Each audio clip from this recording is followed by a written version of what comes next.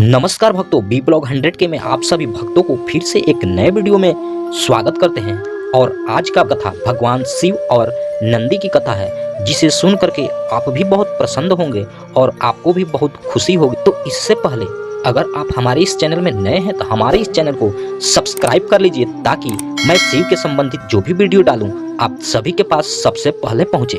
तो चलिए हम आज वीडियो को शुरू करते हैं। पुराणों के अनुसार पूर्व काल में शिलाद नाम के एक ऋषि मुनि हुआ करते थे। वे ब्रह्मचारी थे। ब्रह्मचारी का पालन करते करते शिलाद ऋषि मुनि को बुढ़ापा आ गया। अब उसके मन में एक भय सताने लगा। वो भय क्या था कि बिना संतान उनके मृत्यु के बाद उसका वंश समाप्त हो जाएगा। इसलिए उन्होंने वंश बढ़ाने के लिए भगवान इंद्रदेव की कठोर तपस्या करने लगे। एक दिन इंद्रदेव प्रसन्न होकर के उसके सामने प्रकट हुए और बोले, हे मुनि, आपके भक्ति से बहुत प्रसन्न हूँ, मांगो क्या मांगना चाहते हो, आपको क्या वर चाहिए।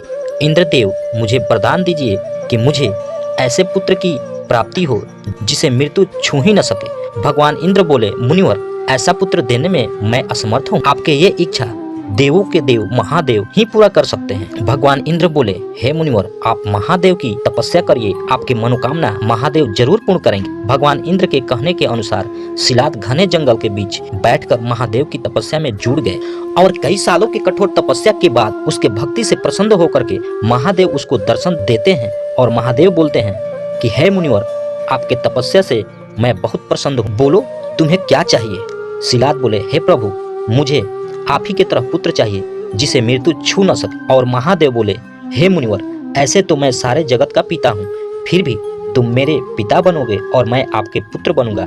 ये कहकर महादेव लुप्त हो गए। फिर शिलाद मुनि खुशी खुशी अपने कुटिया में चले गए और शिलाद अगले दिन अपने खेत में काम करने गए तो हल चलाते समय उसने हल के सामने एक बहुत ही सुंदर बच्चा पाए। वह देखकर उन्हें बहुत खुशी हुई और उस बच्चे को अपने घर लाए और उसका लालन पालन करने लगे और उस बच्चे का नाम नंदी रखा। वह बहुत होनहार बच्चा था।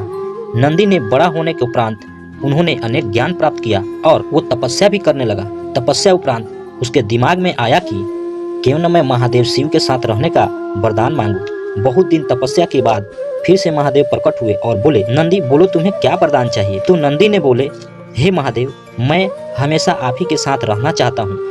महादेव जी मुस्कुराते हुए बोले, हे नंदी, आज ही मेरा बैल खो गया है और मैं चाहता हूँ कि तू मेरी सवारी बने और आज से तुम मेरा सवारी बन जाओ। आज से तुम्हारा शरीर बैल सा हो जाएगा और हमारे सभी गणों के मुखिया हो जाओगे और हमारे सबसे प्रिय दोस्त भी हो जाओगे। इस तरह से तुम हमारे साथ जन्म जन्मांतर तक रहोगे। यानी इस कथा का उद्देश्य था कि शिलाद ऐसा ही वर मांगा था महादेव से कि मेरे पुत्र की मृत्यु न छू सके। इसलिए महादेव को भोले भंडारी भी कहा जाता है।